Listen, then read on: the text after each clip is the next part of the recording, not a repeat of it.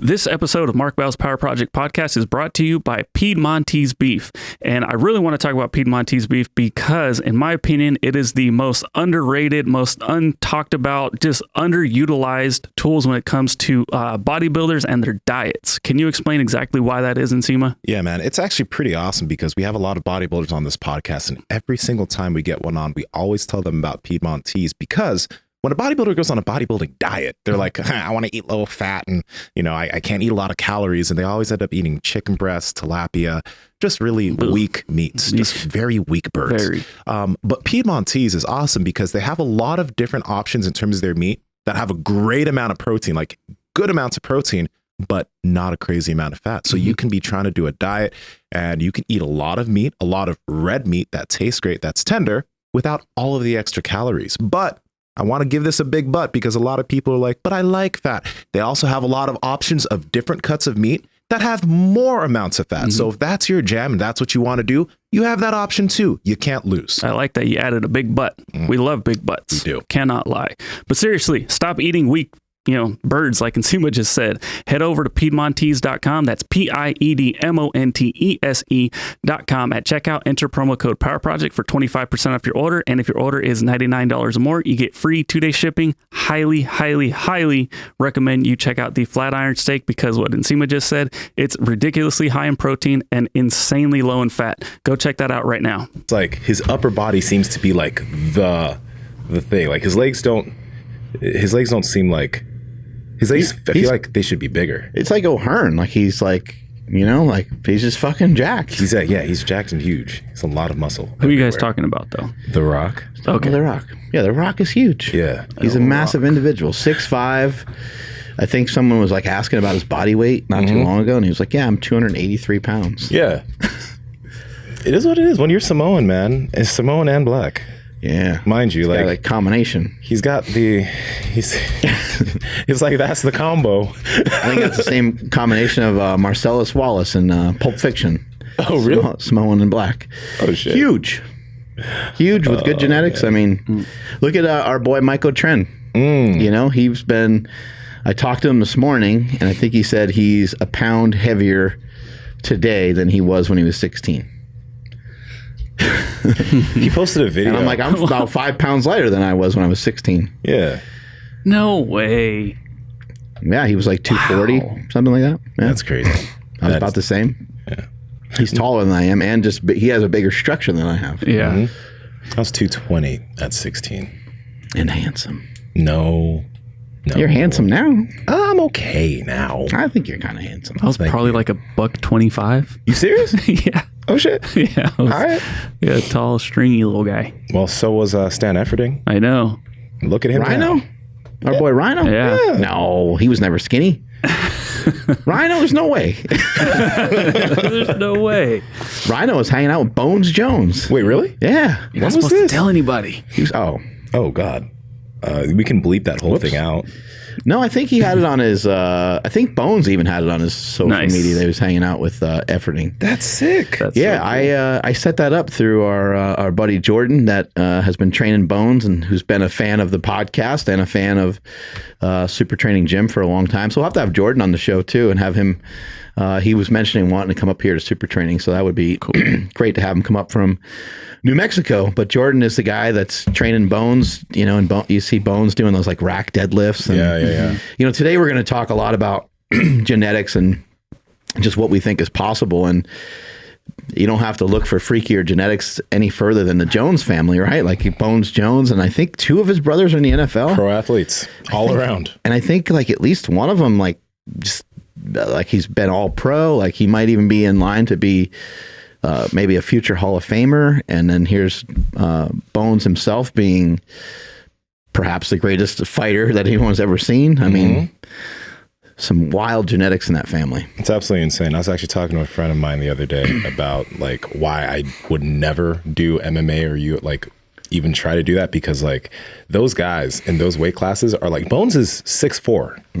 His reach is immense, right? And he's coming from light heavyweight, I think. Yeah. Right? So like I'd be over here and he would be able to like fucking reach me and he'd be towering over me. Now the heavyweights, Brock Lesnar. Oh yeah. Those are men. I don't need that shit. I ain't gonna fight that. Yeah. Yeah, that's some wild. You know, when I was a kid, I remember going through like elementary school and middle school and high school. And I remember like in elementary school, I remember like, you know, running on the playground and playing sports and stuff. And I remember arm wrestling some of my friends and like, I was better than most of them. Yeah. Every once in a while, someone would catch me on something and I'd be frustrated. I'd be like, what's this about? Mm-hmm.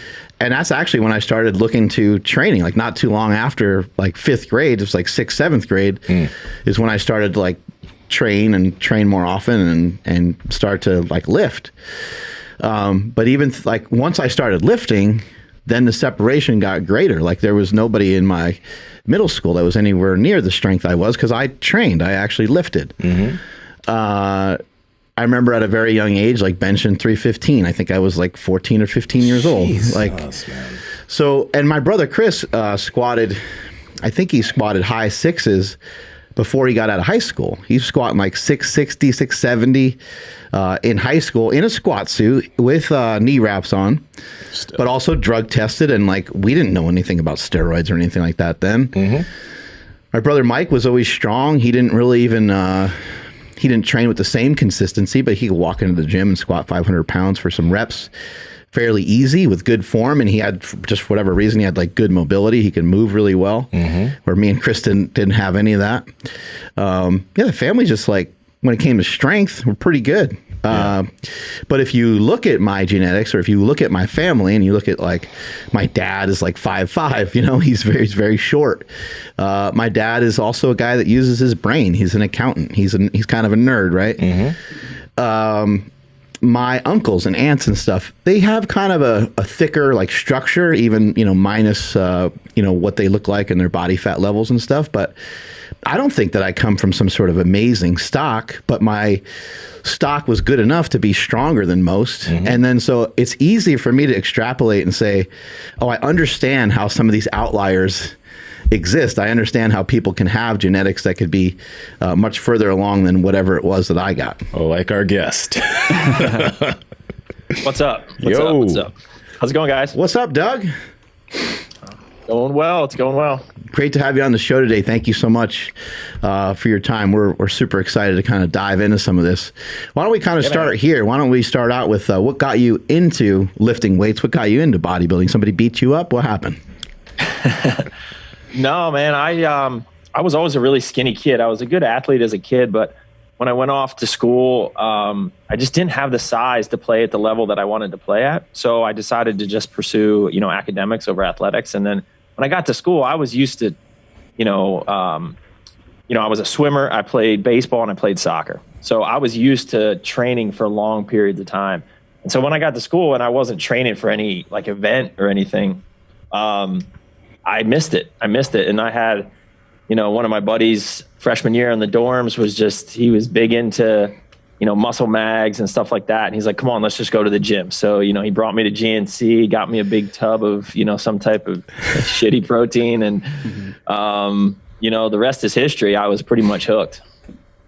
Where did you start in terms of like your weight when you started lifting? Because I'm curious about that. And then also when it comes to like off-season weight and competition weight nowadays, what does that look like? How much muscle did you gain after you started lifting? Yeah, so I started, man, I was probably $130 soaking wet. You know, I'm 5'9". So I was I was shredded. Like I had a good six pack, but that, you know, that doesn't count when you're 130 pounds, right? You were shredded then, before, you know, before you started lifting, you were shredded? Yeah, I mean, I was always lean. I mean, because I did, like I said, I was a swimmer. I was a pretty competitive swimmer. And so like, I was lean. Cool. I was lean. You know, I had good muscle like shape. But I didn't know enough about nutrition or anything. Like I just didn't eat, you know, like it was just an afterthought, you know, back then. This was 20 some years ago. So, it just never dawned on me. And like, I didn't have anyone around me telling me I needed to eat more, you know? So when I went to school, I was probably 130 pounds when I went to college. And, after I got hooked, it wasn't until like halfway through my freshman year, I really got into training, but I still didn't really figure things out. That summer, I was like, screw it, I'm going to put on some size. And I literally started eating boxes of cereal at night. And I gained that summer between my freshman and sophomore year in college, I gained about 30 pounds and stayed lean. So I went from like 130 to 160 in a summer. And then, just slowly gaining from there. My first competition, I was probably on stage in the 160s. Then I started competing in the, 10 pounds heavier pretty much every time I competed initially. And then the last time I competed, which, I haven't competed since 14. The last time I competed, I was got up to probably 217 first thing in the morning. And I ended up dieting down to probably right around 190, 191, and then carbed up to probably 200. Like I do a rapid backload. So a ton of carbs, 1,200 grams of carbs, 10 grams of sodium, just 3 gallons of water the day before a show. So I really fill out. But I get down, I'd probably say like my stage ready weight was probably like low 190s. Wow. Yeah, that's still holding on to some pretty good size, especially in consideration of how lean you get, and I think, what I've seen from a lot of bodybuilders is, it appears that a lot of the high level bodybuilders start out on the thinner side, and they maybe have a metabolism that can handle, like you said, you ate a bunch of cereal. When I was a kid, because I wasn't lean, when I did eat a bunch of cereal, I got bigger and I got stronger, but that also accompanied a good amount of body fat as well. Yeah. I mean, I'm probably like an ecto-meso, like those terms that, I could put on muscle pretty quickly, but I honestly don't, my parents are going to kill me if they ever watch this. I don't have the best genetics, like they just, they're not bodybuilders or anything like that. My dad's got good calves, but yeah, what about other family members that maybe lift that are blood related? Nope. No, nope. I don't have anybody. I'm like the freak in the family. Like I'm the only one that is like a gym bro, my brother's 3 years older than me. He's, total dad bod, rocking it out. Does he work out though? Does he try? Nah. He'll ride a recumbent, but he'll ride his, what is the recumbent bike that everyone's on these days, right? Yeah. Like, that's about it. He was into rowing in college, which probably he was a swimmer in high school, but other than that, now he's just rocking the dad bod. And your parents, did they ever do any training? Because okay, it feels like from what you're telling me, man, you weren't that big, then you discovered lifting, and it's like something within your genes fucking clicked, and you put on all this muscle. So maybe your parents, if they just trained, they'd gain 80 pounds. Yeah, possibly. My mom's side, man, if she ever watches it, like a little thicker in the leg area, my dad's got good calves, and he was always a skinny. Like I get the skinny side from my dad's side. He was always ecto, but he was a good athlete, played a lot of sports. He's 73 years old now. He's still crushing tennis, 2-hour matches every day. So an athlete, but who knows what would happen, if he actually trained. He got into lifting after, probably about 10 years ago when he saw me competing and stuff. He started going to the gym, and I think it was really just to kind of brag on his son, so he could go to the gym and, do that whole thing. But they would never have a history of lifting or anything. Was it hard for you to put on muscle? You said you ended up putting on approximately 30 pounds in maybe like a summer. And then it seems like from that point, you put on like another 30 pounds over like a decade or whatever it was. Was it tough for you to put on muscle, or did you find it to be fairly easy as maybe in the beginning? Oh man, it was, that's, I think why it was so addicting in the beginning and why I became so obsessed. Man, if you gain 30 pounds, and I was still lean, I gained 30 pounds, but I could still, my abs were showing, and this is 18 or 19. You want the ladies to be looking at you the right way. And, really do it. I'm doing it for other reasons, right? I didn't want to be just that skinny little kid. Right. But no, I gained pretty fast. And I think that's one of the reasons why I became so obsessed with it. And, I love seeing progression. So I documented my training. So I have all my training journals. I still do it when I work out. Like I have every workout written down. So, I can go back to when I was 18 years old, 3 years ago, and I know what those workouts are. So seeing that progression, weighing myself and seeing that weight go up and making gains, I think that's why I became so, obsessed with it. It definitely tailed off, probably, when in my late 20s, obviously the gains, once you start approaching your, really your genetic limits, it's much harder to, put on weight as fast. But I definitely, in the beginning, I worked hard, at it, but like it did come pretty easy. If we were to take like 100 people and we were to have them, let's say, play the piano, right? And, out of those 100 people, it's agreeable that 10 of them are pretty good. And then those 10 people like studied it a little bit more and they actually learned how to play the piano. They got like lessons. You'd see that like 5 or 6 or a couple of them would make some pretty good progress. Why is it so hard for someone to believe that when it comes to lifting weights, that someone could have some of this already inside of them, and that just the lifting of weights could maybe express some of the genes and genetics that are already within us, rather than us having something outside of our body, steroids or some sort of performance enhancement? In the case of the piano, we're not thinking like, oh, this kid clearly took something because look at the progress he made on the piano. I mean, it's a little ridiculous if we're being honest, right? So why do you think there's such fascination when it comes to the human body? We see it in other sports like basketball. It's kind of easy to like line up some guys that are fairly tall, and there's a couple dudes that can dunk, and there's some that just can't. And there's one guy that like practices every day. He does so much. He works on his vertical. He does all the stuff that he's kind of supposed to do, and he just can't ever do it. And the other guy's there, doing 360 dunks and just hanging off the rim and able to do all kinds of stuff. Why do you think, when it comes to the, building up the human body, why there's such a fascination on whether, in particular your case, whether you're natty or not?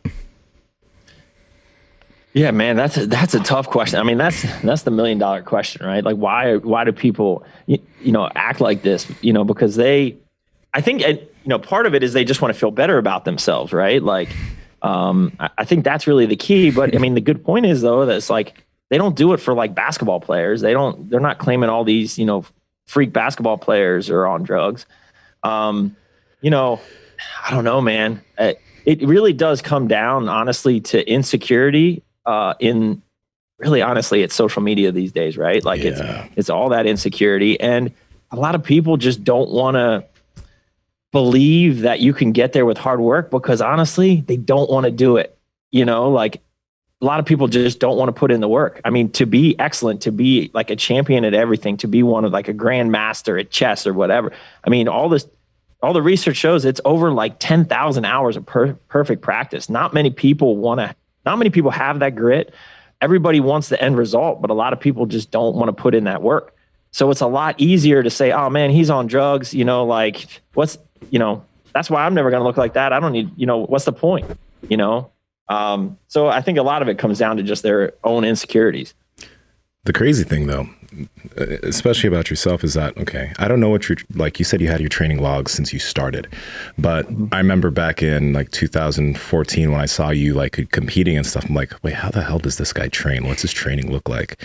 And then when I saw you post and talk about your training, I'm like, this volume is demonic. Like, this shit doesn't make any sense. And the thing is like, you built up to that type of volume over decades. But I remember trying that type of shit one day, and I was like, I can't get through half of this training volume. Right? So it's like, it makes like everything you've done up until this point, even if somebody did manage to train that way, it doesn't mean that they're going to be as big as you, obviously. Like, we all have our different genetics, but the fact that you built yourself up to being able to train with that type of volume, and if you could talk to us about that, that'd be so helpful, so people know what I'm talking about here, without getting injured, really. Like, when I attempted that shit, I'm like, my back's going to blow out. Seriously, like the 20 deadlifts and shit, like, what? Makes no sense. So, I mean, when I set my mind on something, like, it's like, I'm like completely committed all in. And so in bodybuilding, being fully committed is not just lifting the weights day in and day out, right? Like, it's a lot of it, it's diet, right? Diet outside of it, eating the right things. But a lot of people know how to diet. Diet's not really rocket science. People try to come up with fad diets, but it's not rocket science. But I go all in, and I want to just, really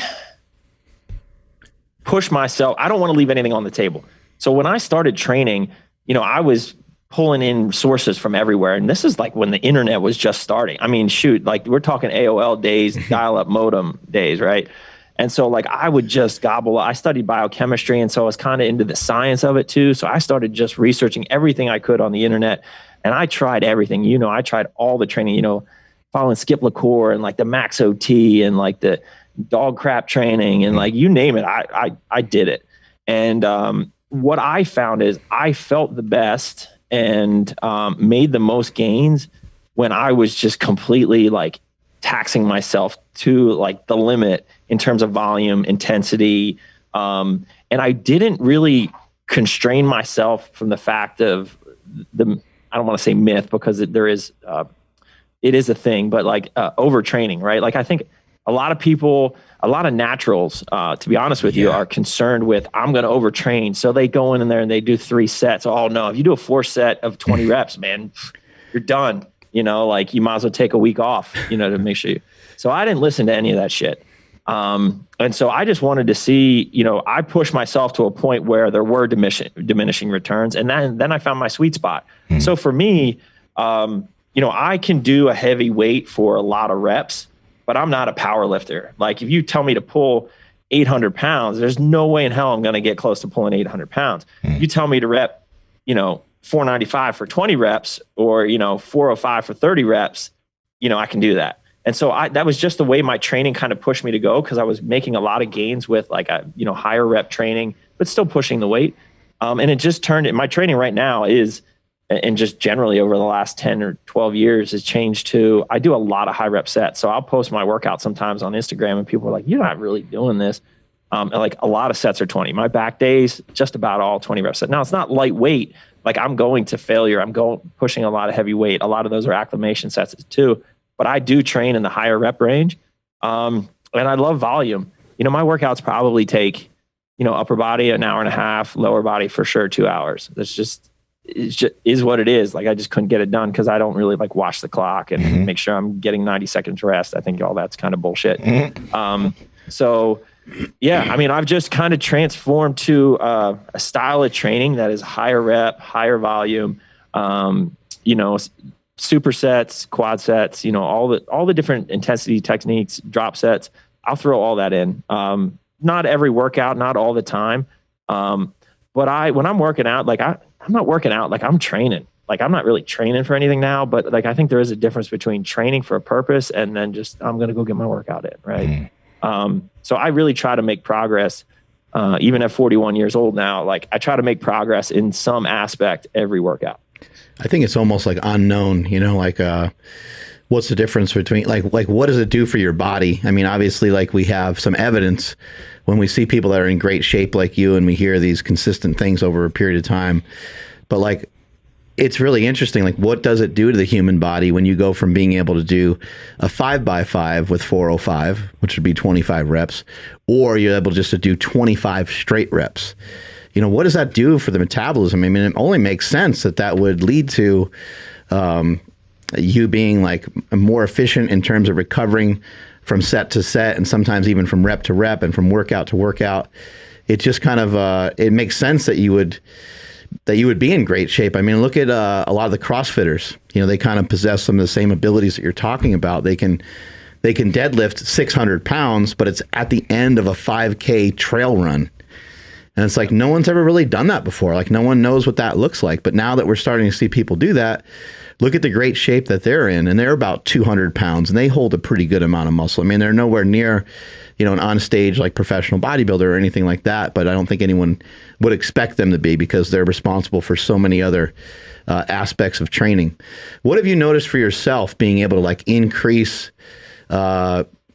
being able to go from like 405 for a set of 5 or 6. And then now I think I've seen you do like 585, I think for like 10. Yeah, I'm not doing 585 now for 10 because I still want longevity here. Like I'm probably not that strong. I probably won't deadlift like that anymore, but like I'll still do 15 reps with, 495, 500 pounds, something like that. When I first started training, it was because I was obsessed with beating the logbook. So I would put 405 on there, and that was my thing. Every Tuesday was back day. I train like a bro. Like I love a bro split, body part per day type of thing. People bust my balls about it all the time, but whatever. So yeah, I trained like a bro. Every Tuesday was back day. And, I remember going in there and it was just like, all right, I'm getting 13 reps this day. And then the next week, all right, I'm going to get 14 reps. If I don't get 14 reps, I'm going to get it next week. And it became an obsession. And it just was this thing. Like, I'm kind of known for my high rep deadlifts, but I just loved the feeling after doing that.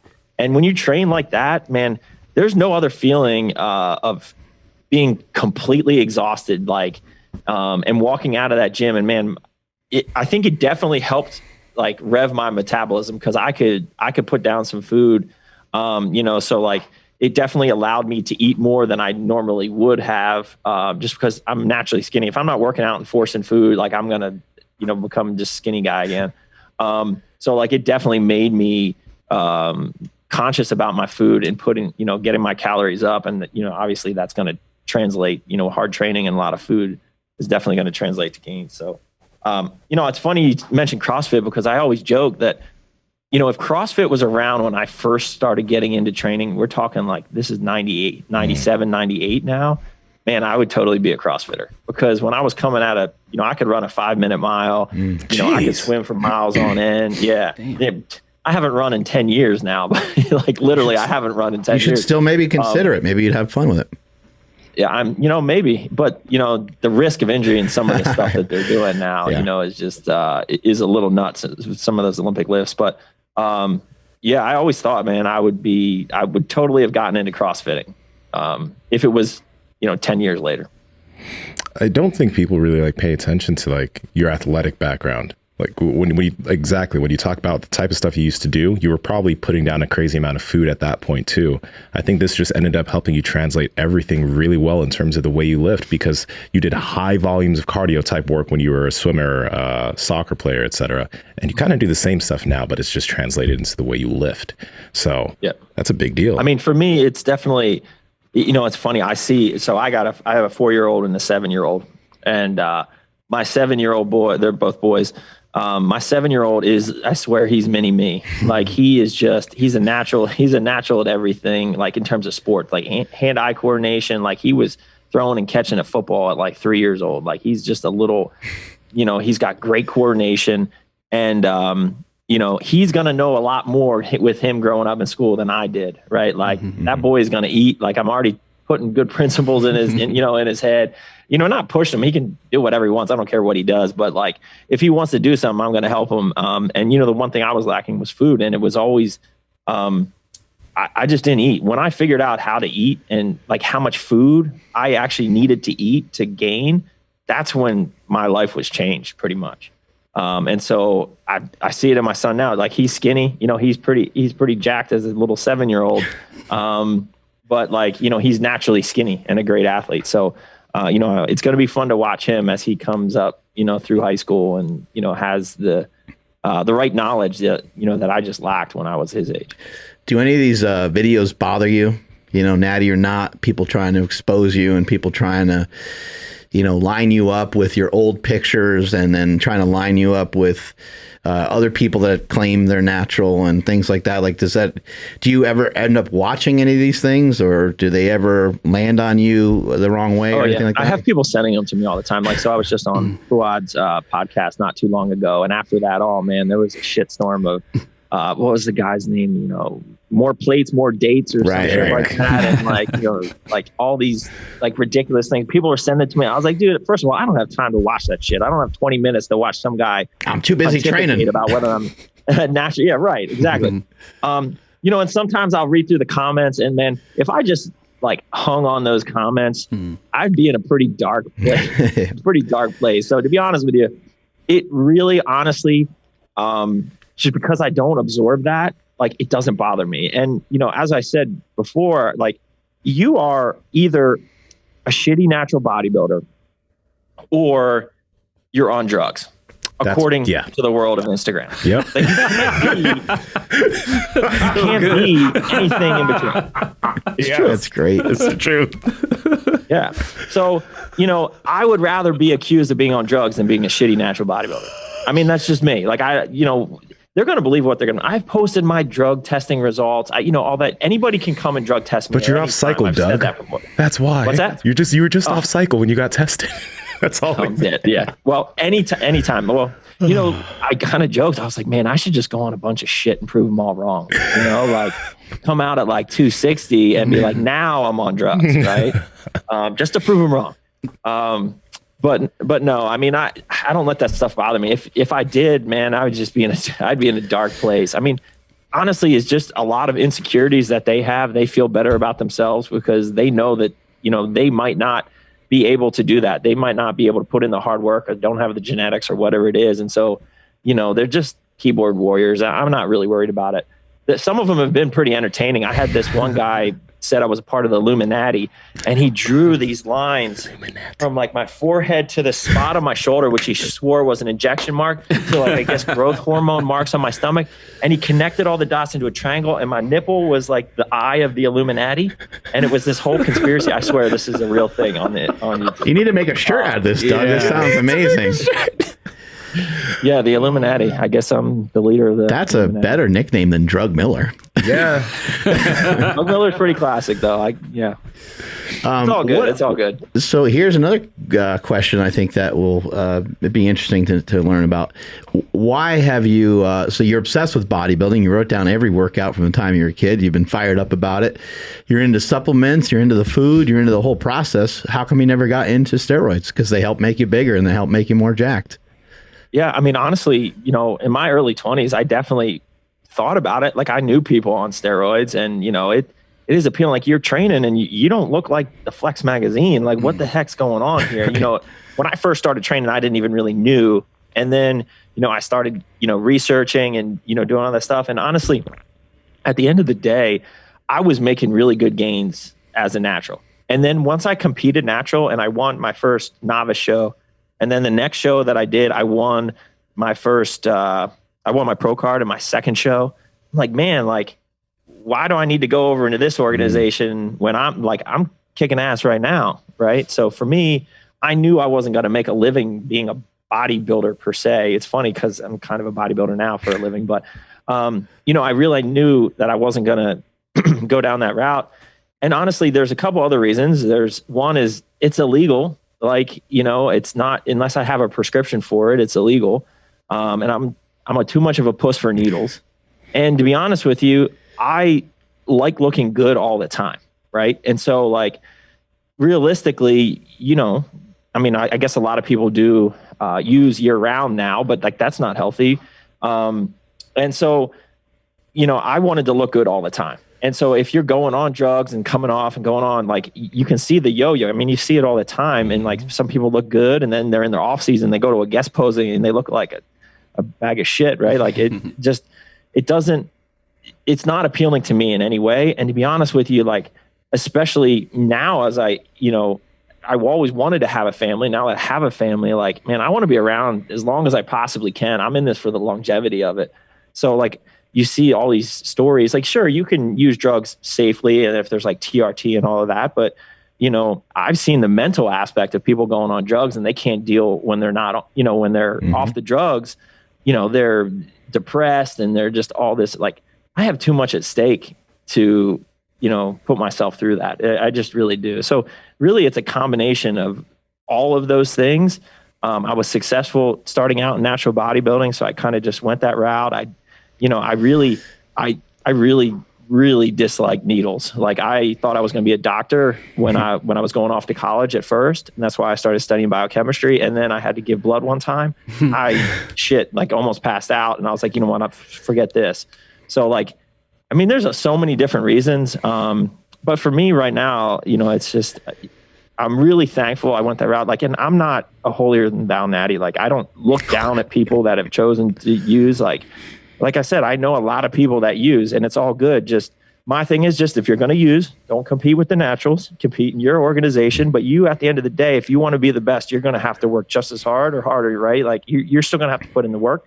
So, I have respect for that, and I have respect for the freedom of choice. So if you want to use that, then go ahead. Like, I don't look down on people for using, that's for sure. I like all the stuff you're mentioning. There's a lot that goes into, considering taking anabolics other than just like, I want to be bigger. Like that may be the case. You want to be bigger, but at the same time, if you don't really learn a good amount about it, I think you're making a big mistake, because they are like, I guess you could make an argument that steroids could be taken in a reasonable fashion to where it's not going to be like super harmful to you or whatever, but you are messing around with your hormones. And for every like give, there's a take, for every direction that you force something to go in, there's another direction that something's going to go in another direction.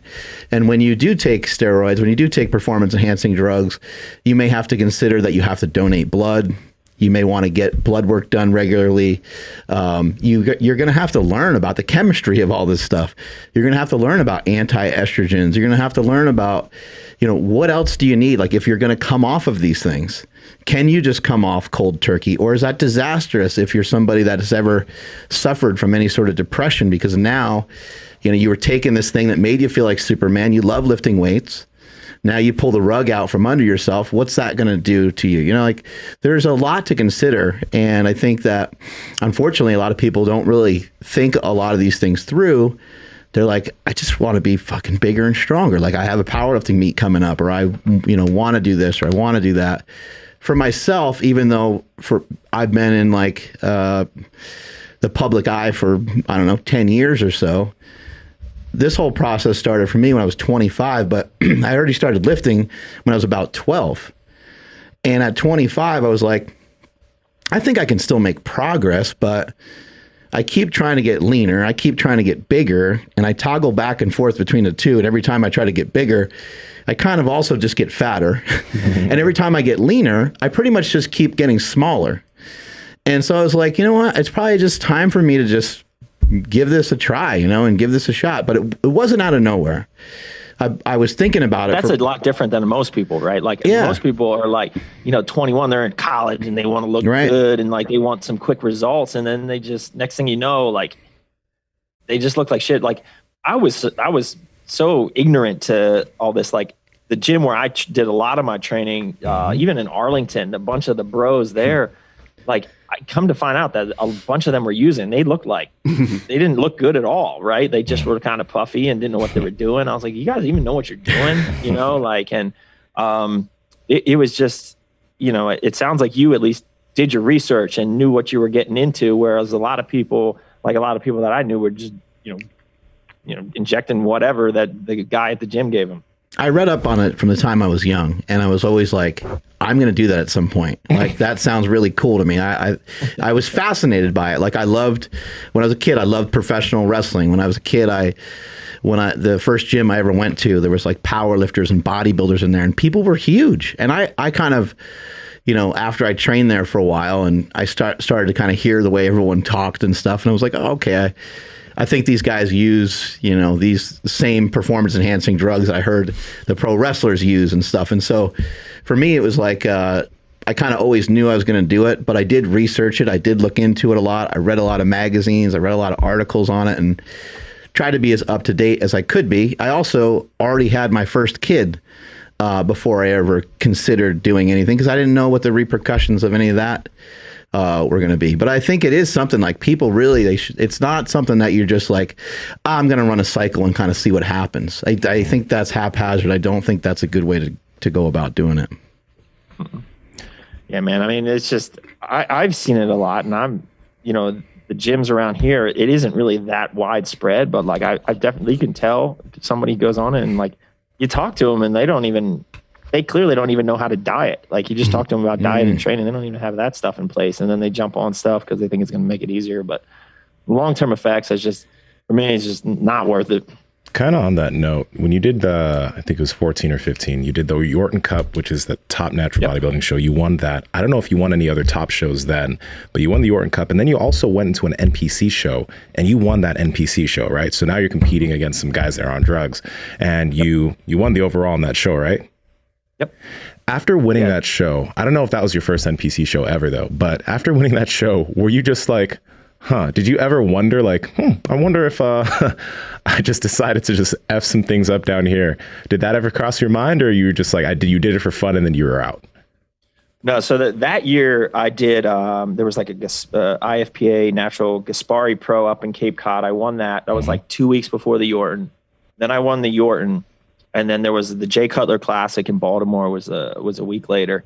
And, I really had mixed thoughts about competing. I literally put it out I just got on Instagram. I put out like a poll, or I just asked people, do you think I should compete in this? Because for me, I was, I guess I was at top of the natural world. Yeah. And, there's a lot of people in the natural world that, like I said, are holier than thou, right?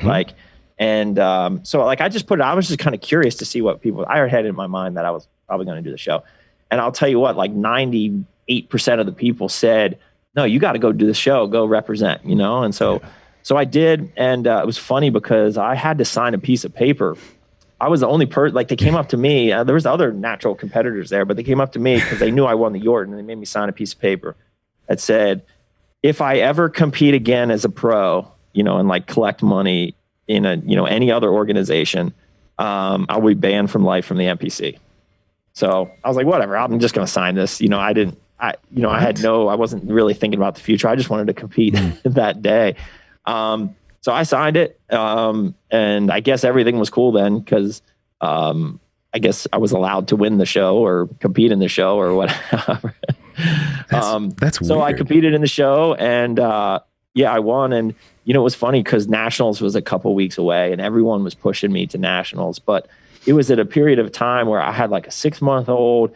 I just quit my day job, like the corporate world, and I was starting, running these businesses on my own. And like, I was just like, bodybuilding was just kind of a hobby, and everyone's mind was blown. I was like, dude, you're already in shape. You could go down to Nationals, get your IFBB Pro card. I was like, I don't really care if I get my IFBB Pro card. And that just pissed a lot of people off, I think. People just didn't understand that. And to me, I just didn't want to diet anymore. I dieted for 26 weeks at that point. Yeah. And so I was just like, I'm done, and it was a great experience, I have great memories from that show, from Jay's show. And I'm glad I did it. But I wasn't really thinking about the future. I wasn't thinking like, hey man, if I just get on a little stuff, like I could go down there and, do some business. That didn't even cross my mind at that point. What do you think some people are maybe missing, in their efforts to look good as a natural bodybuilder? Like where do you think some people are maybe making some mistakes? Because it looks like you've done an amazing job of putting together a body that looks like it could rival, the guys that are on stage or even on stuff. So what do you think maybe some of the natural bodybuilders are maybe missing? Yeah, I think the biggest thing is, and gosh, this is going to sound so corny and cliched and all my like motivational speaking shit. Like I'm not trying to do that. I'm really not. Andrew, cue the music up. Let's get everybody fired up. Oh, here we go. Yeah. Here it comes. A lot of people put limits on themselves, right? They say that they're a natural. So I'm always going to be a shitty natural. I'm never going to look like this.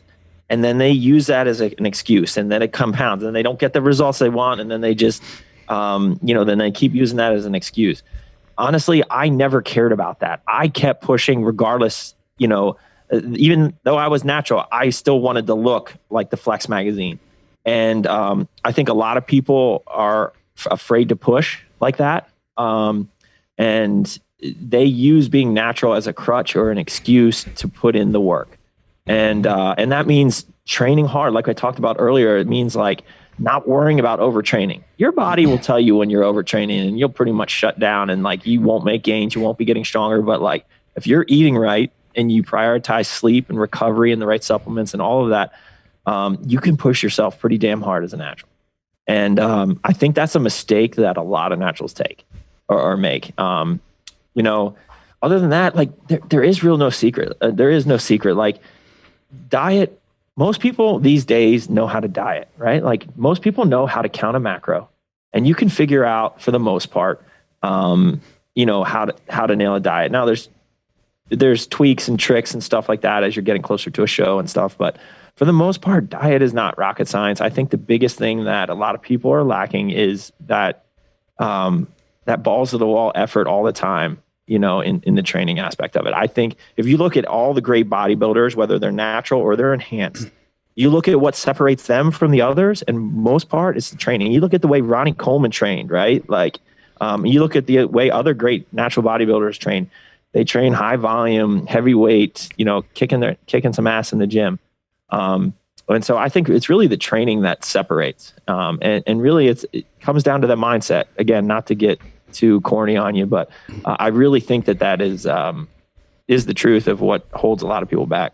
Yeah, I totally agree with you there, because like when you were saying, when you started training, you were kind of ignorant to everything around you. Like I started training early too, and I was able to make some early gains, and I was kind of ignorant to what everyone was doing until like I was like 20 something, like early 20s. And then like I started seeing everyone they started learning about all these drugs and shit. I was like, I've been doing this for a minute. I've been fine. So what's the reason now? But now with social, it's so hard if you're starting off as a 14-year-old wanting to train, but then you see all of this shit. It's hard to be ignorant.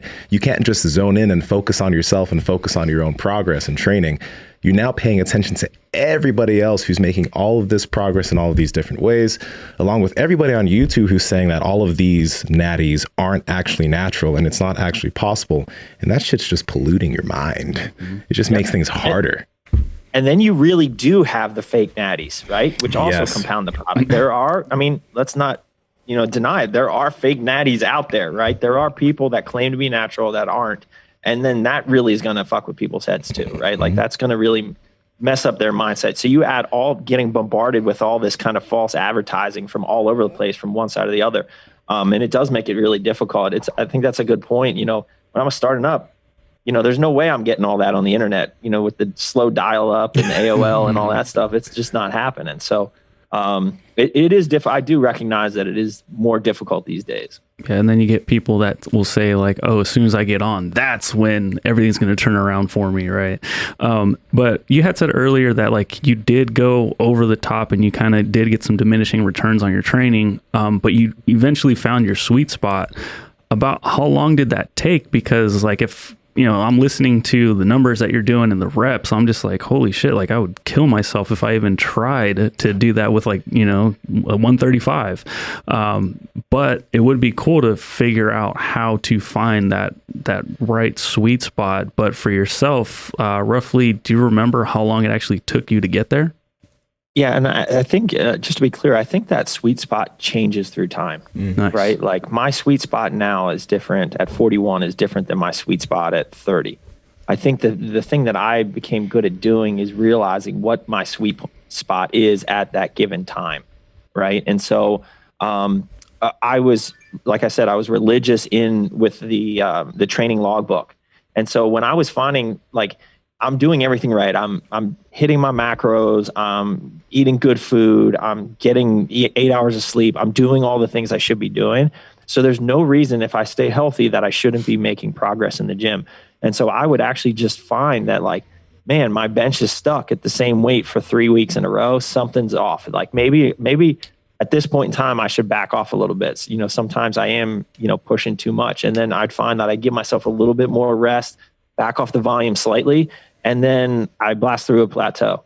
So it really, there was no aha moment or any set time. I think it was just being kind of a student of bodybuilding and really understanding my own body and, realizing it at any given time, when to push and when to back off. One of the things that I've learned now that I'm older is that people say this all the time. It's just like, what happens if I get injured? Do you stop training? I said, no, you don't train through it. I think training through something is like an injury is the dumbest thing in the world. You have to train around it. And so, I learned good ways to, if I have little tweaks here and there, I'd find good ways to, train around it. And I think all of that's important. So I think it's really just being in tune with your own body. And that took me probably a good getting back to your question, that took me probably a good 10 years of training. So like in my late 20s, I really started to understand, when to push and when to back off. And, before that, a lot of it was just experimenting, doing every different training, method under the sun, doing ridiculous things and then figuring out what works. All right. We got to ask real quick, as far as your biceps are concerned, is that just something that's just a strong point for you? Or did you have you ever done anything special that not other people are really doing? Because your biceps, bro, come on now. Synthol. Synthol. No, that's not gonna show up on a test, right? Oh yeah, they don't prick your bicep. Biceps were always one of the. I think obviously bicep shape is a lot genetic, but when I first was really making gains in my early 20s, that was the one. Man, I'm telling you, I was one of those freak guys who would get obsessed and carry around his Tupperware. I was that nerd, that bodybuilding nerd. And I would train before work. I would go. So my arm day was the only day that I have 2-a-days, and I trained biceps on their own before work. No, sorry, it was triceps before work. That's right, because I wanted to be more awake and have more food in me to train my bicep. So I trained like over an hour of just triceps in the morning. Then I come back and do an hour and a half at night of just biceps. Jeez. So sick. That's a true story, and I'm not super proud of that because it's kind of stupid, but it worked. I honestly think that has something to do with having, big arms, big biceps. You put a lot of time into it, right? And then how long did you do that for? Do you think you did that for like 3 years, 5 years, 10 years? At least a couple years I was doing that, so this is definitely before I was married. So like, this is like when I was single, obviously, like 23, 24, 25 in that time period. Yeah. If I could get, a 2-a-day arm in, yeah, I would do it. Kind of hard to get a date when you have dumbbells in your hands 24/7. Who needs a date when you got, 20-inch arms, man? Do you think a lot of people that are pursuing a better body are maybe just not eating enough, very often, and maybe doing too much cardio and just not allowing their body like a chance to grow? Cardio. Before I got too busy with all these other things going on, I did a lot of coaching, and I've coached hundreds and hundreds of people through competitions. And one of the things that I always try to do is get people to do as little cardio as possible. And that's both in the off season and, in dieting. With the way I like to see people training, you probably don't need that much cardio on top of it. Not saying that my training is a cardio session, because it's not, but like you really shouldn't need that much cardio on top of it. So in the off season, I try to take away cardio from people and, use as little cardio as possible when getting ready for a show. So I think people definitely overdo that. And the under eating part is certainly true. That was my problem. That was my problem until I was, 18, 19 years old. It was just under eating. And the funniest thing is like somebody will come to me and like, hey man, like I eat so much, man. I eat so much. I eat all the time. I just can't get any weight. How much you eating? What are your calories? Oh, just a lot. Like, I'm just eating a lot. Like, you really need to understand what you're putting in your body and how much you're putting in. And 9 times out of 10, their lot is like 2,500 calories, right? When they should be eating probably 3,500 to gain. So I think it's a huge problem. I think a lot of people undereat just because they don't know enough. They don't even know what they're putting in their body. So I think that's a baseline. Like people need to start with a baseline to really figure out where they're at. What do you recommend, or what do you think is the best approach to somebody's in prep, they get shredded, they do well, but they want to get bigger. As far as like being off season, like to bulk or whatever, should they try to stay close to where they, so that way they don't need to go too far, when it does come to show day or, whatever it is that they're trying to lean out for? Or do you recommend like, let's add some weight and then, kind of try to take everything down? Like, what do you think is the best approach? So in my 25 years of doing this, I have never done a mini cut ever. Like the only times I've ever cut were for a specific reason. Like I said, going back to one of the reasons why I didn't do drugs in the first place is because like I want to look good all the time. So I believe that you really should stay in pretty decent shape. Now, that being said, you need to put on some weight. I get 25 pounds over stage weight or, 20, 25 pounds over. but that's like 10%, right? Like, so I think 10 to 15%, is like a good number over, but you should do it slowly. Like, it takes me just as much time to put the weight on I did for a show, as it did to take it off. So like, and sometimes it even takes me longer, could take me a year. And that's why I never competed every season, because man, if you diet for 6 months to be shredded, it takes you 6 months to put that weight back on. Mm-hmm. Like, if you start dieting again, you're not going to make any gains. You make all your gains when you're in your growth season, your calories are up and your body fat's a little higher and you can train harder. So, I do recommend people, one is like gain slowly, like if you gain a quarter pound a week, that's a pound a month. That's 12 pounds a year, right? Like, if you can put on 12 lean pounds in a year, like, that's solid. So for me, it's slow and steady, not like the aggressive bulk. I think that's always worked best. I think that's one interesting thing that I do see with a lot of like natural bodybuilders or bikini athletes is like they're competing every year, and it doesn't make sense, because it's like, where's your, like, you're talking about the season where you're going to be making progress, you're going to be putting on muscle. How does this happen? I mean, I think, I don't know what your competing schedule was, but didn't you compete in like 2008, and then the next time you competed was 2014? Was that how it was for you? I went like, 2003, 2005, 2007, 2009, like every other year. And then between 2009 and 2014, I took off. Mm-hmm. I took 5 years off. And when I obviously, like, the difference between my 2009 physique when I won the Yorton Cup and my 2014 was crazy. And that's when I got the Drug Miller name, because clearly I was doing a ton of drugs during that time period. You also had a 5-year off season. Jeez.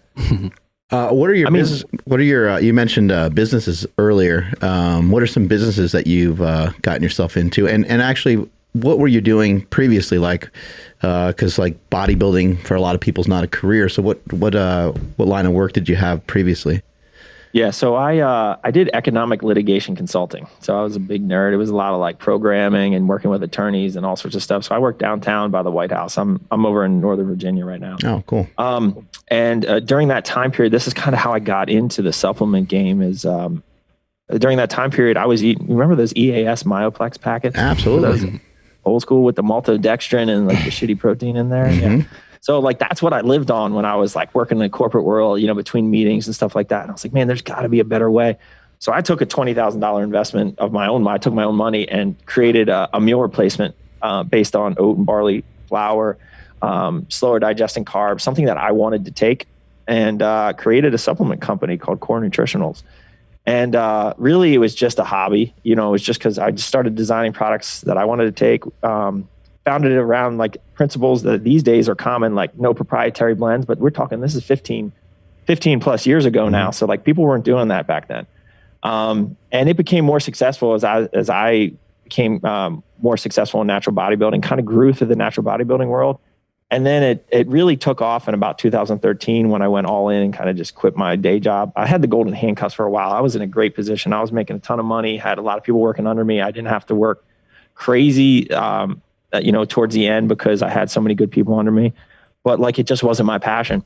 So I went all in on Core Nutritionals, started opening retail stores, because again, just like I was not satisfied with the supplements on the market, I wasn't satisfied with the retail options. So we have a chain of retail stores now in Virginia called the Nutrition Corners. We have 10 stores out here. Mm-hmm. And then we started other brands. So we have a GNC exclusive brand with Julian Smith, called Arms Race Nutrition. So he's my partner in that. We have America Labs. We have America Energy, energy drinks. We just have a lot of different branches. So at the end of the day, we're tied up in the supplement industry, and that's what takes all my time. And that's what I love to do now. Product development. So that means that you don't sleep. I don't sleep, but it's like a good thing. Like, if my mind, I do sleep, but it's like a squirrel a lot, like a squirrel spinning around on a feeder, right? Like that's what happens here, but I wouldn't have it any other way. We have just an amazing team of people here, and I really get to do what I do what I love. So I'm very fortunate for that.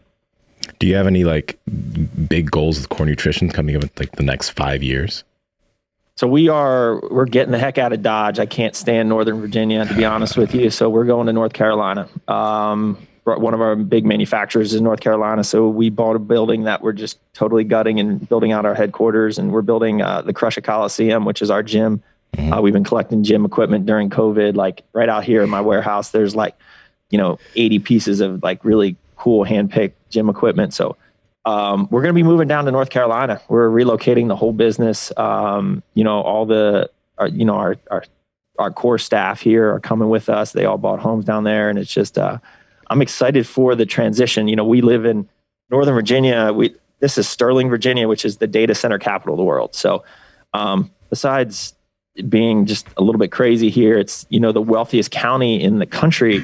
And so I put my house on the market today, literally today. And my broker just called me the other day. Somebody just bid, I forget how many % over the amount we were offering within the first 10 minutes of it being on the market. It's insane here. And so we can relocate down there for business reasons, be next to our manufacturer.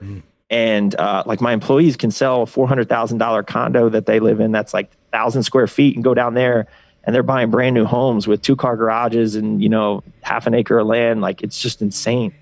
So we're excited just about the different way of life. Rather than being in the city, we get a little bit more country up in here. And so, we have a lot of things. We got a bunch of different growth opportunities with the brands. We're relaunching the energy drink this year. COVID kind of kicked that one in the nuts. So we're relaunching this Memorial Day. It's a constant development here. And that's what makes it fun.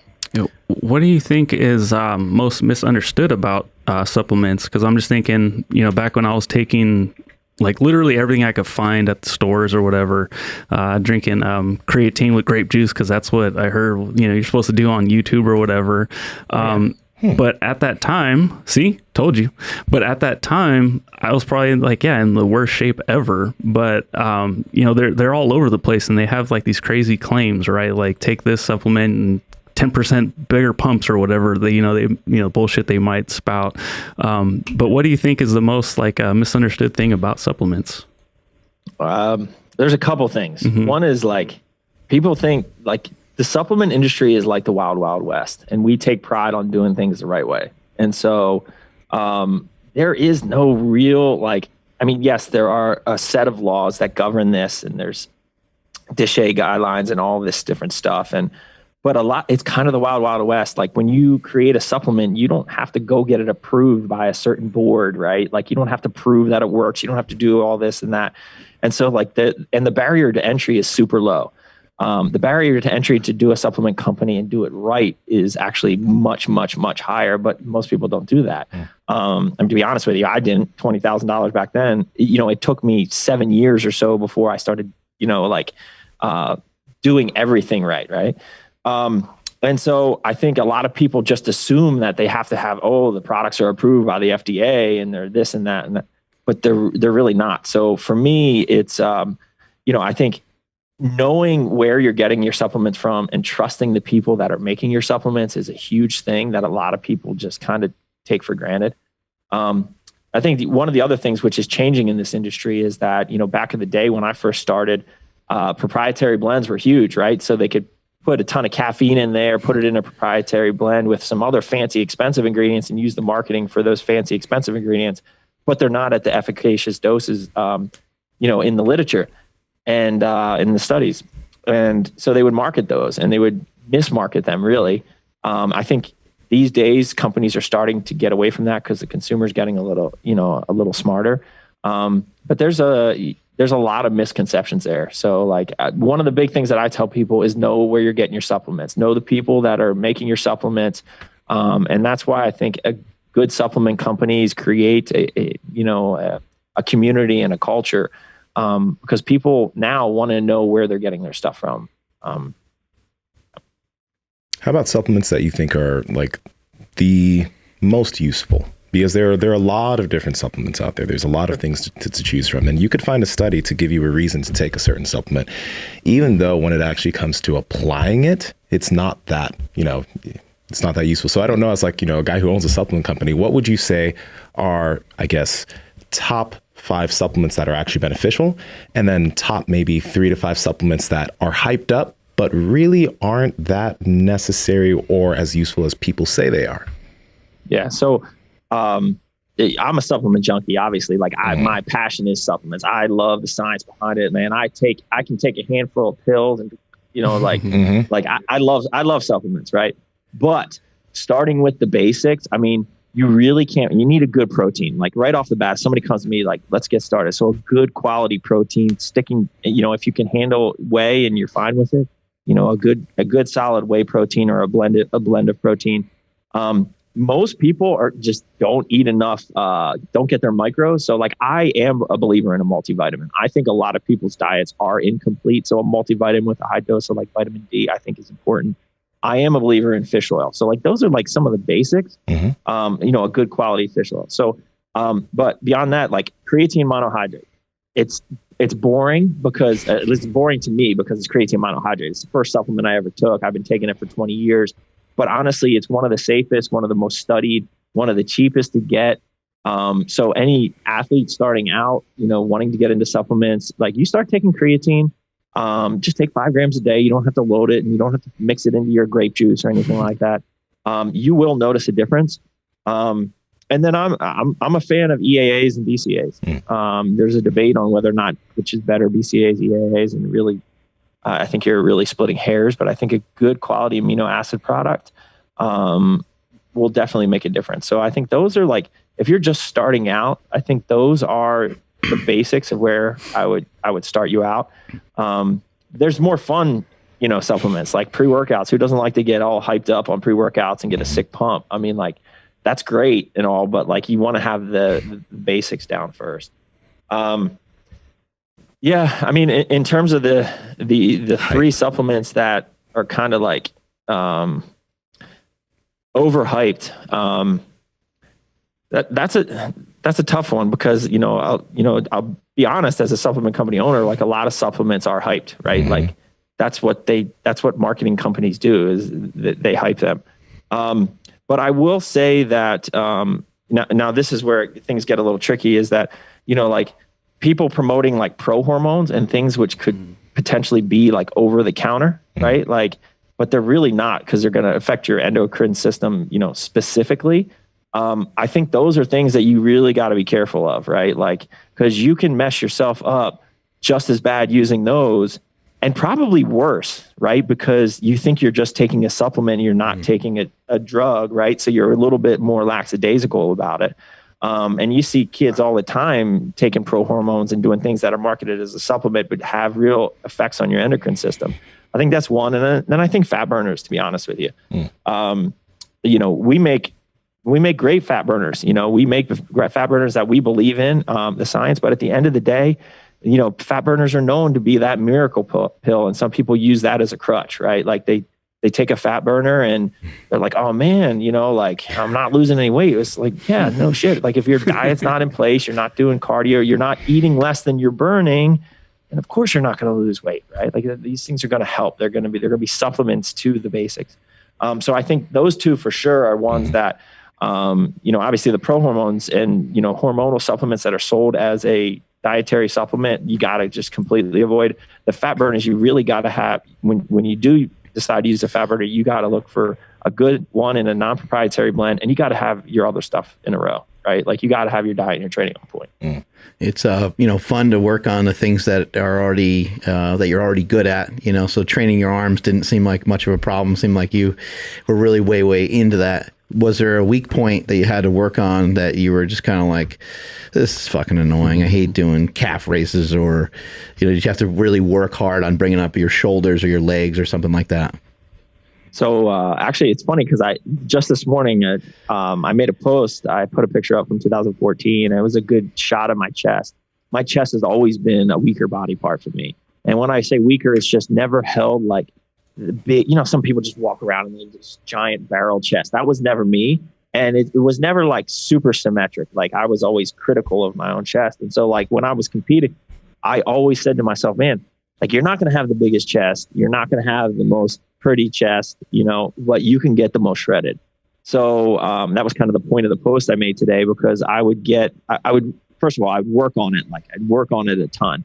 I'd work it on it to the point where like, it's funny. It was like my pound for pound, like my weakest body part, but like I had the most fun training it, which is kind of weird. Like I love training chest, even though like, you know, it was one of my weaker body parts, but like I really focused on it.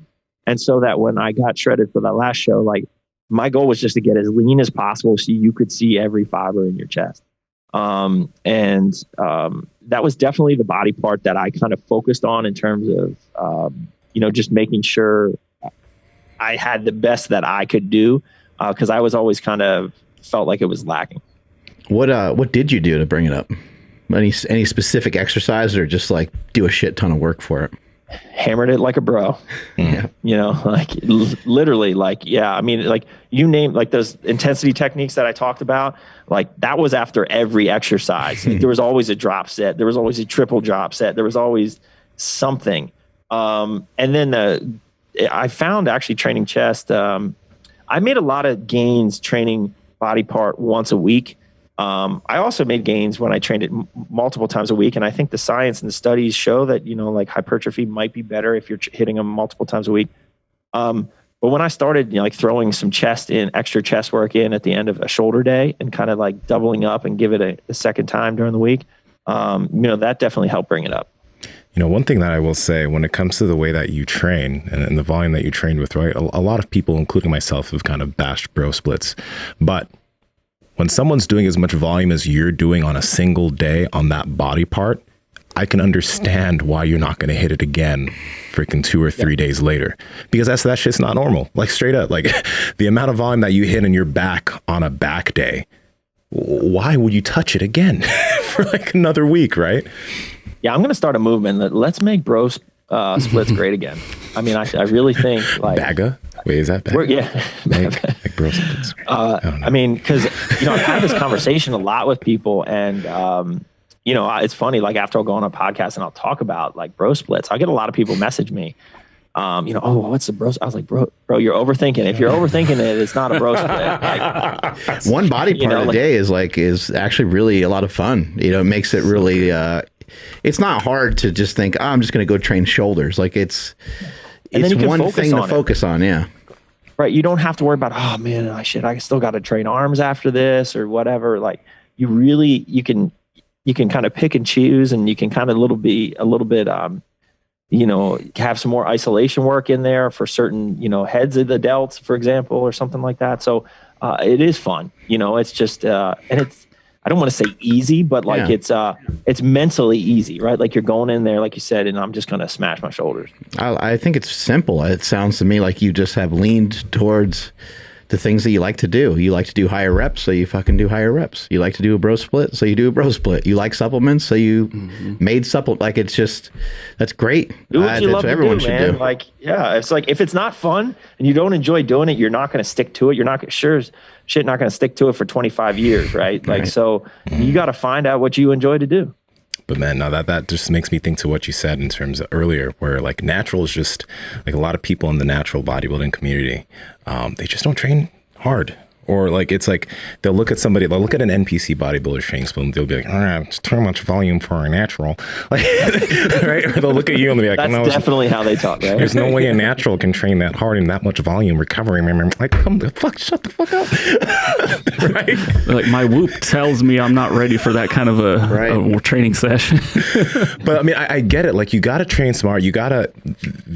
Overtraining is a thing, but it's like you mentioned, you got to that place where you were and you calibrated. I think it is a little bit necessary to like find where that breaking point is as an individual. Maybe you can't do 20 rep sets like you, but maybe you can handle something similar, something close to it, and maybe you can figure out where your breaking point is, brush up against it, maybe get there a little bit, and then taper off a little bit so you can find that place. But if you're never training hard enough where you've realized or you felt what that feels like, or you understand where that is, then you're just leaving all of this shit on the table that you could potentially be making gains on.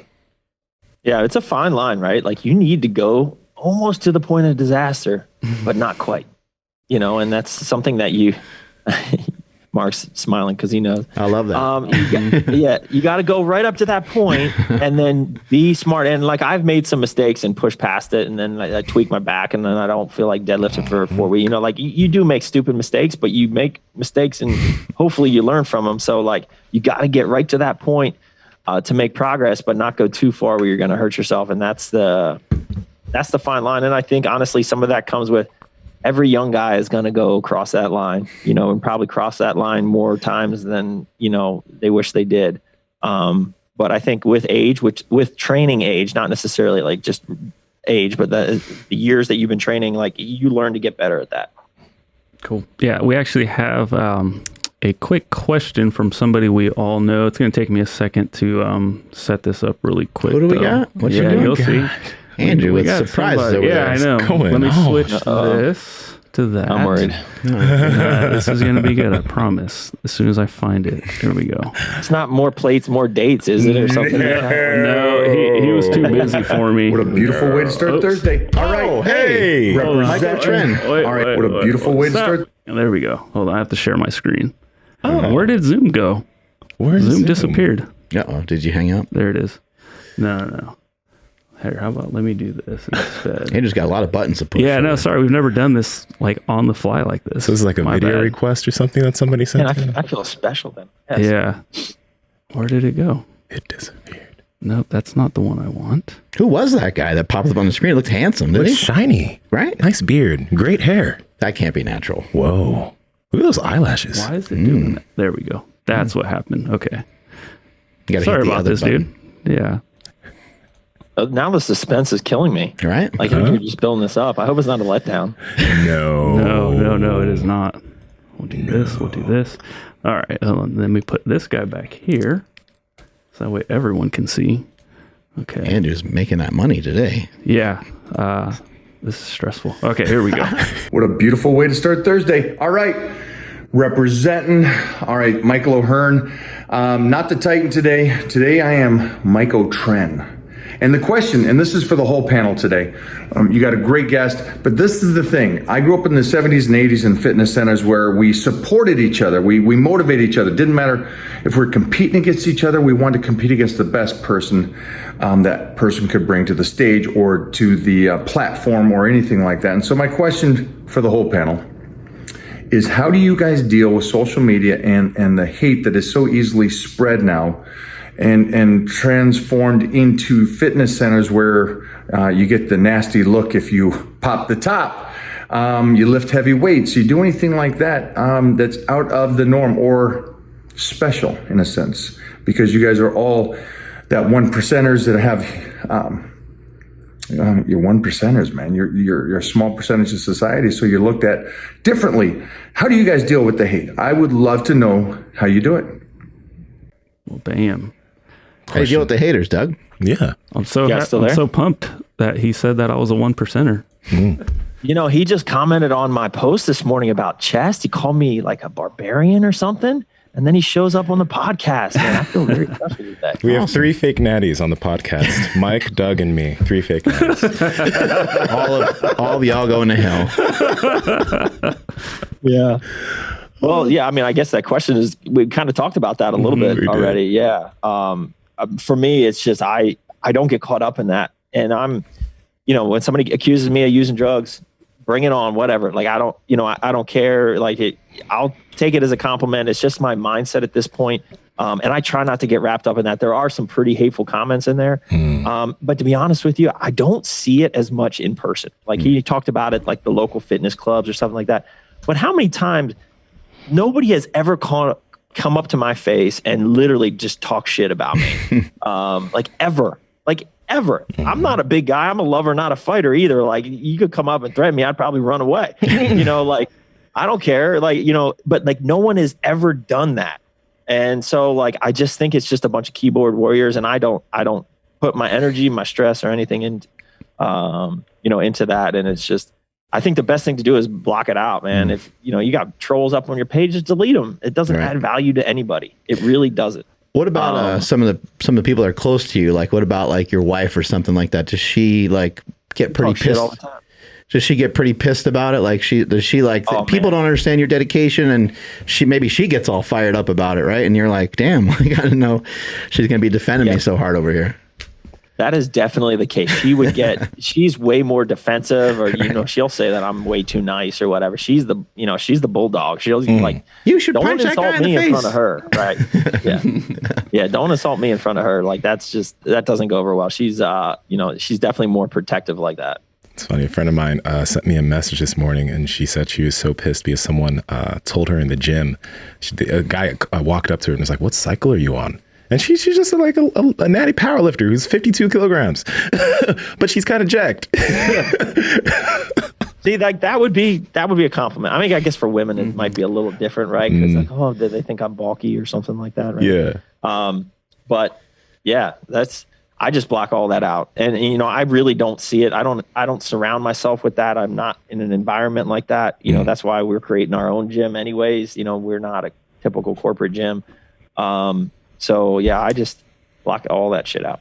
Where can people get your supplements? Where can they find out more about your supplements? And is there like a particular new product that you have out that you're really excited about?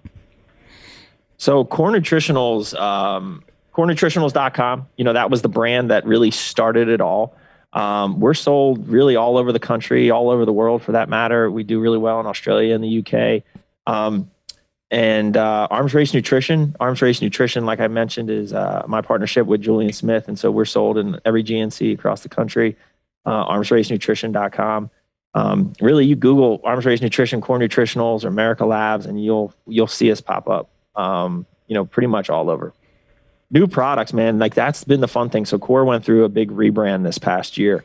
And in 2020, we brought out 104 SKUs. Whoa. Which is just insane. Where everyone was kind of like, slowing down because of COVID, we kind of leaned into all that and just took advantage of the time. Just like with all our businesses, we doubled down on everything, and it's paid off amazingly well. And so we have some really big releases across the board. Like I have on a whiteboard over here, like everything we have launched. And so it's like, it's too big to even, talk about now, but I mean, both the lines, we pretty much have a complete line across the board in terms of, 5 different types of proteins, pre-workout. We have something for everyone. And the key, I think, message about everything that I do and everything that I put my name behind is that we don't half-ass anything. Just like, our slogan is crush it, right? Like we live the crush it lifestyle. Again, I'm not trying to sound corny here. It's just what we do. Like it's everything we do, we go all in. And so our supplements, we use the best quality stuff. We use formulas that are very expensive to make, things that other people wouldn't make.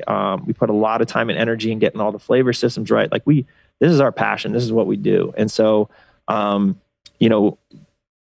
consumer, 99.9999% of the time has just an amazing experience. And if you don't, we make it right. So, that's just what we do.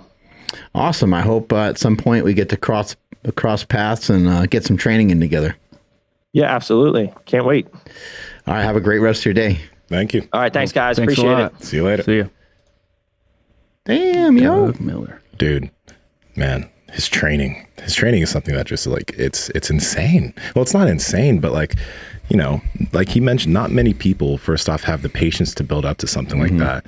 And then when they see it, it's like they don't realize the decades of work that have built up to what he was able to do like back in 14, 15 before he competed. Like that's just been a lot of time. Just even take the deadlift, for example.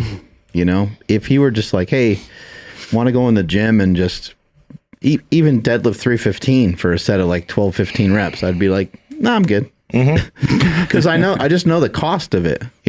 It's really brutal. But what I like about a lot of our guests is they take the time to build themselves into whatever they have become, whether it be business, whether it be that they're kicking ass in the gym or in bodybuilding or powerlifting.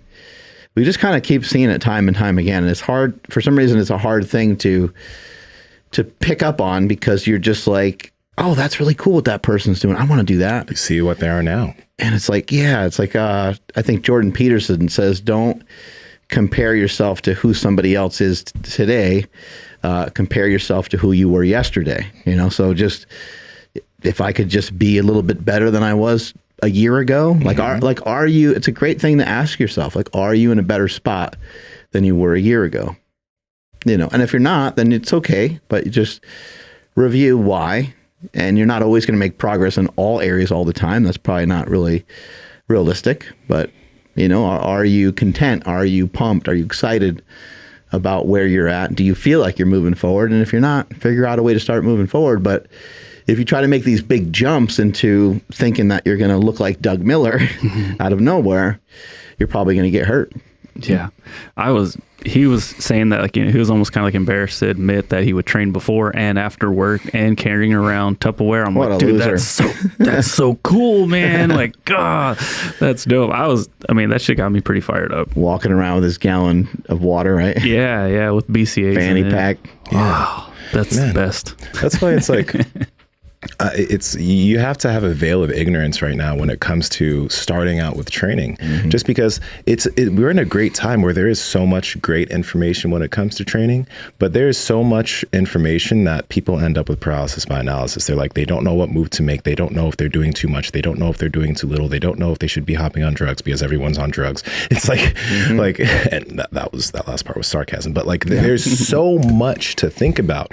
Whereas when I started training, I wasn't thinking about shit other than like, I just want to be big and strong. And this is what bodybuilding.com says, right? This is what a few YouTubers say, because there wasn't that many people on there. So I'm gonna try it, and it works. And that's great. I was ignorant, but that ignorance was able to help me out. Right. Yeah. No, I that, and then also when he's talking about longevity, like I personally, like I did not know he was 41. Like he looks incredible for his age. Yeah. Like, I mean, I was just like, holy shit, I did not know that. It looks great. Yeah. Well, and his competitive career looks like he doesn't have any desire to step on stage anytime soon. Maybe I'm sure he'll compete again at some point, but that's kind of cool. Yeah. Like he's sort of done-ish, at least with that chapter of his life. And he's if he's competing in anything now, I guess maybe it would be the business world, right? Yeah, and then hearing, I think that he said he had a 6-month-old when he won that NPC show, or one of the big shows, and I'm just like, whoa, dude, like, God, man, that's got to be really freaking hard. That means he started his diet prep like right around the time around the time the kid was born. Yeah. And then going through those beginning. Dang, man. I mean, I'm struggling just to get into the gym, like that's amazing. Yeah. And then, like, seriously, like Doug Miller, as far as natural bodybuilders concerned, and like people probably caught on to this as we're doing this podcast. Like some people think he's the best natural bodybuilder ever, just because of his competition record. When you compare him to some of the top currently and the top in the past, like he kind of is. He's the natty goat. Man. Yeah. Right. But the natty goat. Yeah. Leader of the Illuminati. He's the leader of the Illuminati, man. We all meet. I'm like down here. Huh? I'm a middle tier in the Illuminati organization. Yeah. Doug and Mike are up here. They're 2 of our dragon heads. We have 6 dragon heads. The triangle was amazing that he said someone drew from his like shoulder that they thought that he took a shot in. But you don't understand. The people are catching on. People think I'm being sarcastic right now, which is why I can talk about the 6 dragon heads, 2 of which are Doug Miller and Mike O'Hearn. You don't know who the other 4 dragon heads are, though. It's okay. It takes a little something to be in the Illuminati, but natty. Some of you will get there. It's like the Illuminati, like Mount Rushmore. Not to be confused with Illuminati, the Illuminati. Yeah. Amazing. Yeah, that was hilarious. That needs to be a shirt if it's not already. Or is that against Illuminati rules? Like you can't talk about it. You can't talk about it, but also you can't like reprint it on something else. We do have sacrificial ducks. Yeah. Oh, okay. That makes duck sense. Eggs. Yeah, you gotta have the duck eggs. We sacrifice ducks. We drink duck blood, and we also eat duck eggs. There's a big thing of like duck worship in the Illuminati. Again, people think I'm being so sarcastic because it sounds ridiculous, yet they don't realize it's the truth. So I love it. Only sacrificing the ducks and then eating the eggs, but do you guys actually eat the duck themselves? No, we don't eat the ducks. Okay. We just eat the duck eggs, drink the duck blood, and sacrifice the duck to the dragon god. That's where the rest of us have it wrong. Yeah, so we've been eating the duck because we thought the protein. You guys don't even worry about protein, huh? None of us do. Yeah, no, I didn't And think Simo, so. when you first started playing soccer, were you any good at it? Did you play other sports before that? Soccer was my first sport. I started playing at 6. I added basketball into the mix when I was a little bit older, like 7. So I played soccer, basketball, played a little bit of baseball. Do you recall whether you were slower than your friends or faster than your friends or a little bit more athletic than your friends as you... Yeah, in like, because it was a rec league. It was mixed, so it was like boys and girls for my first league. So I was one of the bigger kids on the field, right? But yeah, I was a little bit bigger right then, right? And then Yeah. Yeah, I think we all just start out in different spots, and when it comes to, training, I think just people are so fascinated by what someone can do, naturally, or is this natural? Like, what does this person do? I mean, I've seen all kinds of different things in the gym. I've seen people deadlift like 315, and I don't know if I've seen much higher than that, but like with no training at all. They just come in and they're just kind of stronger people. They're like, oh, am I doing this right? And they do like a couple reps, and you're like, what? Like, how are you able just to pick that up kind of out of nowhere? And for whatever reason, their body is kind of tapped into some of that. We had Jeremy Avila was in here earlier today, and Oh, snap. he's taken some time off of training, and he's like 235 pounds and he looks awesome. I'm like, oh, how's training? He's like, I don't really know. I haven't really been training much, but he looked awesome. I was like, holy shit. Yeah. There's a guy who's a genetic mutant, deadlifting around 900 pounds. He also squats over 800 pounds. If for whatever reason, he's able to tap into muscle fibers that most of us can't. There's not a steroid for that, by the way. So people will think, oh, yeah, take steroids to make you stronger. Steroids certainly can make you stronger, but they do so through the mechanism of just normally just making you bigger or just allowing you to train a little bit more, get more volume in, have better muscle density and more hypertrophy. They really, as far as I know, I've never seen any information on it, and maybe I could be wrong, but I don't think they do anything for your central nervous system. And the training of your central nervous system is how you actually get strong.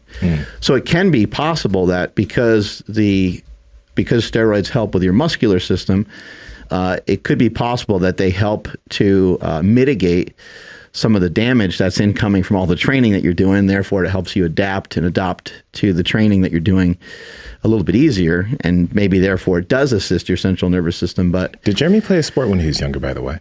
Do we know? I don't know what he did when he was younger, but he's just crazy explosive. Because that's what I'm curious about, the explosive ability. Yeah. Because you can't train that. I mean, you can train being more explosive, but it's explosive to the extent that Jeremy Avila is explosive. Right. That like you see it in the deadlift when he gets himself into position. That just it's insane. You can train someone's explosiveness to the point where they don't jump very well, and now they jump okay, right? Like we've seen that before. Like we know that exists, but I've never really seen someone like go from like being a total slug to all of a sudden like being able to do like miraculous shit with their explosiveness. Yeah. And so you're right. Like it can be manipulated a little bit, and maybe he's manipulated by lifting, and he's gotten used to it, and so he's become more explosive. But he already started out a lot further ahead. And in powerlifting, it's very common for people to use stuff, especially guys that deadlift 900 pounds. But I would say that starting off, he started off more explosive than most. Yes. He's able to move a lot faster than most. And we've just seen a lot of really talented lifters, and we've seen a lot of talented CrossFit men and women, to the point where it's like, I'm not going to believe that everyone's on drugs. Like, I just don't buy it. I don't buy that everyone's on drugs. Yeah. I do believe a lot of people can be on drugs. A lot of people probably are on drugs. I do understand that people can lie about it. But I also just in thinking about my own genetics, I think they're okay, but I don't think they're extraordinary. Yeah. And so can someone have better genetics than me? Yeah, absolutely. Thinking of like John Cena, John Cena is, like I've said before, he's got the massive wrists, big old forearms, he's got 20-inch arms. He's pretty damn well rounded when it comes to his strength. But he also has a couple holes in his game in terms of his strength, where you're like, well, he's not it's not insanely strong. He could squat mid sixes, which that's fucking phenomenal. He could deadlift mid sixes, which that's fucking phenomenal. This is also while traveling with the WWE, so that even makes it more phenomenal because he's on the road and he's getting the shit beat out of him all the time. He is a freak of all freaks. His bench press is somewhere in the 400 something range. He's a very strong guy, but that's not 800, 600, and 800. But if he focused on it, you wonder, right? Yeah, if that was right. his sport, if that was his focus, and he put everything towards that, you got to wonder what he could do. Right. But I just think what it represents is not necessarily, I'm not going to just throw it out there and say like, this guy is on drugs. I'm going to he's been a friend of mine for a long time. I'm going to chalk it up to just being like, he says he's natural. It's a fucking possibility. It is. Because he just might be on that high end of what's possible. Let's also think I think Doug made a very good point. I know people are like, oh, it's WWE. They don't drug test. It doesn't really matter. But John Cena's never looked bad. And you got it like that. That is a big deal. When you see someone, they swing from looking one way to looking another, back to looking another way. Like, okay, there's something. But some people, they just look good all the time. Right.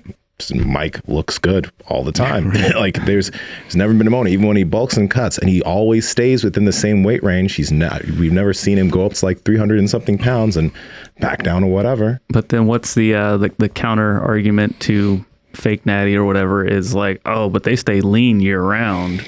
So that means they're on something. I think Doug said something really interesting. First off, like Doug said that he was like an ectomesomorph, right? But even when he gets even when he's bulking and he's at his biggest, he's around 11%, maybe 11, 12%. It's like he's not getting. He stays pretty lean. Yeah. He always stays pretty lean. And this isn't something for everybody because some people, maybe they do better. And yeah, you shouldn't take that as a blanket because some people do better at like 15 and their peak off season. But you shouldn't really be getting sloppy.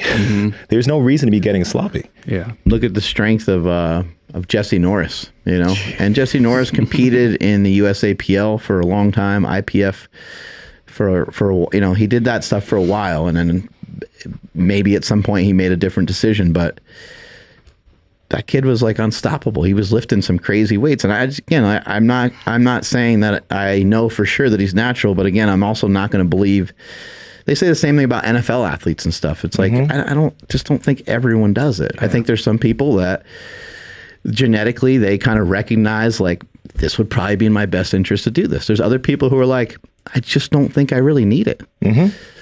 If you're already moving around like Bo Jackson, like, do you really need it? I mean, it would be like Einstein, like searching around for nootropics. It's like, like motherfucker, you don't need it. You bro. are the limitless. Yeah, right. Yeah, you're already there, dude. Like you don't, you're good. Anybody have any addies? I got to figure out this fucking equation. It's driving me crazy. But that's the thing, guys. It's like, just don't. It's tough watching YouTube fitness nowadays.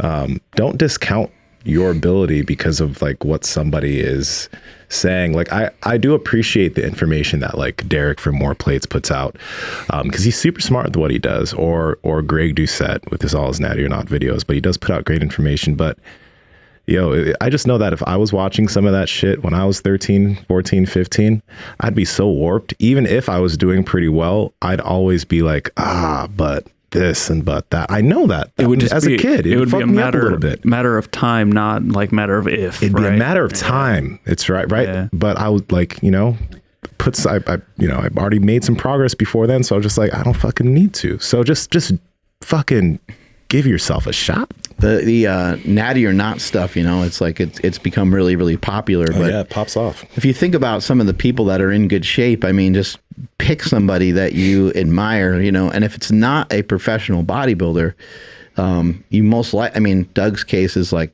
an exceptional one, right? But if it's not like a high level pro bodybuilder, you can probably figure out a way to get pretty damn close to looking like that person. Maybe thinking of someone like Bradley Martin, you can be like, oh my God, he's huge, he got huge arms and right. And you can think like, oh, maybe he takes stuff or whatever your thoughts are on that. Right. I think it would be possible for you to be fucking jacked and have big arms, without it. Like you can, we know plenty of people that, again, I don't know who's fucking telling the truth. I don't know who's, trying to lie or whatever, but I'm not going to believe that everyone that says that they're natural or everyone that, has claimed that they haven't ever taken PEDs. I'm not going to just think like, oh, it's impossible. There's no fucking way. Usually if it's somebody that I know, then I'm just like, well, I know them. They're a friend of mine. I'm giving them the benefit of the doubt. I got to chalk it up to they work hard. They put the time in. They got good genetics and things just worked out really well for them in that particular field or that particular thing they were working on. Yeah, and then I know people are going to look up some of Doug's, on stage photos and be like, no way. Yeah, that's just wild, man. It's wild.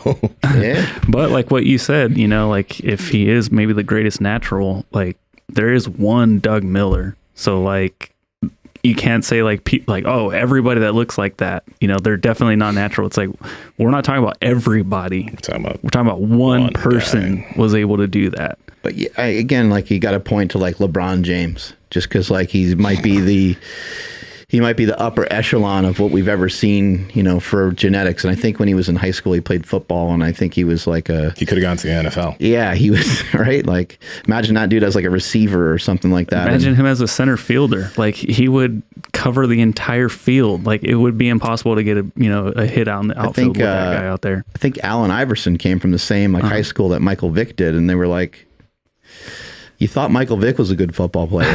Isn't that crazy? Like Allen, like people still talk about Allen Iverson in high school. They're like, you just like, we can't even describe to you like how ridiculous it was when he played high school football. He was a quarterback, I guess. Yeah. No one could touch him. It's just like ridiculous. There's people just with, again, I'm not going to sit here and say, oh man, well, Allen Iverson, he was probably on a bunch of growth hormone, or like he was probably the first guy to take SARMs, like I'm not gonna chalk it up to that. It just seems like a ridiculous thing to think about. Yeah, and AI is somebody that like everybody kind of make like he's one of the greatest basketball players ever, but people always talked about like how he practiced, but not that much. Like he was extremely talented. What about practice? Talking about practice? Oh my God. But like that's the thing, man. He just had something that nobody else had. Tom Brady must be on tons of shit because he's playing for so long, right? He must, it's not possible to play that long and to do what he's doing. It can't be diet. It can't be training. It's a trend, man. It's got to be trend. It's the trend. That or the shoes. Oh, Allen Iverson had the best shoes. He did. Damn, Iverson's were sick. The questions, I think, right? The answer. He was the answer, but I think his shoes, like his shoes had a question. Was the question. Oh my God, dude, I had him in high school. Oh my God, they were so dope. And then he came out with the other one that had the zipper. I didn't really like that one. I like the first one better. I had I think they were the Shaqs. They looked like space shoes. Were those Shaqs? The Reeboks, yeah. I know. Do they have like the circles, half circle? They were these Adidas shoes. I'm not sure if they were Shaqs, but they were these Adidas shoes that looked like space boots, and they had like 3 Adidas signs at the front. That's fucking sick. I wore those in elementary school. I thought they were so cool. I look back at it, I'm just like, oh. I was right. They are cool. I guess. Take us on out of here, Andrew. I will. What do you guys think of breakfast, though? Oh, that was great. Yo, man. God, I wet myself a little bit. Nice. Yeah, it was good. The not so natural French toast. Yep. Yeah, I've been talking about French toast to these guys for so long, and I'm sure they're probably just like, it's bullshit. But I had to make it so that way they could experience it and understand. Now you're required to cook that for us at least once a week now. That's like once a week you have to bring that in. You know that, right? You set yourself up. I'm down. I mean, the ingredients in quality will definitely come down. Like I definitely you made us like a full stack. Yeah, it was so neatly done. Oh yeah. And the macros, Andrew. Tell the people the macros. So like roughly 50 grams of protein, about 45 grams of carbs, 2 grams of fat, 450 calories. We're gonna be so jacked. So jacked. But yeah, cool. I'm glad you guys dug it, though. I appreciate it. You never know. You're going to cook some food, and it's like if nobody likes it, like, oh, man, this is going to suck. It's a way to a man's heart, Andrew. Now we call him Chef Daddy? Is that what we call him now? Yes, that sounds pretty cool. All right. Anywho, thank you, Piedmontese, for sponsoring today's episode. For more information on them, check out the show links down in the description and podcast show notes. Please make sure you follow the podcast at Mark Bowles Power Project on Instagram, at MB Power Project on Twitter. My Instagram, Twitter, and Clubhouse is at I am Andrew Z. And Nsima, where you be? At Nsima Inyang on Instagram, YouTube, Clubhouse, and TikTok, and Nsima Yini on Twitter. Mark? Did you guys see Tim Dillon with Piedmontese? What? Yeah, I didn't see that. Yeah, Chris Borbell reshared it, I think. Yeah, he was decked out with Piedmontese. Yeah, that's sick. Wow. I was like, damn, I need to get a re-up myself. I always get jelly when I see somebody else with Piedmontese. Hey, that's mine. Yeah, and I'm like, I got it in the freezer. Fuck. But yeah, my first reaction is like, that motherfucker all the time. Wow. Yeah, you got hooked up, right? There we go. Now How do we get hooked up? now he's gonna get jacked. You guys know anybody over there? We got to talk to these people. Somebody, Damn. please. I'm at Mark Smelly Bell. Strength is never weakness. Weakness never strength. Catch y'all later. Bye.